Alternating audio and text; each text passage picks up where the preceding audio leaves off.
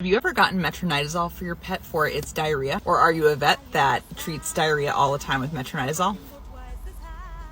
I went to a veterinary conference this weekend and I learned that there's been all these studies done on dogs that show that metronidazole is no more effective than nutritional interventions alone. And by nutritional interventions, I mean a bland diet for a few days to kind of rest the angry GI system.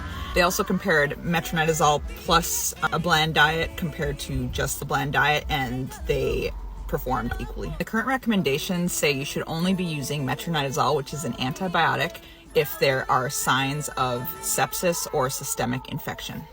And I knew that, but I have continued to prescribe it because there's also some anti-inflammatory effects that metronidazole has. So even if it wasn't treating an infectious source, it does seem to help calm down the GI system. But y'all know I'm an evidence-based baddie, so all these research studies are enough to convince me to try my best to decrease how much metronidazole I am prescribing, because I've always had the excuse that, well, it's anti-inflammatory, but all these studies are comparing that compared to just nutritional interventions, and they perform equally. So I'm going to start treating diarrhea unless there is signs of sepsis or systemic infection with a bland diet only.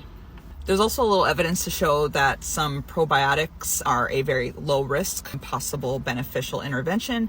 And I love the product called Endazorb. It has some beet pulp and charcoal, and it's kind of like dog safe Pepto-Bismol. And like they say, sometimes less is best.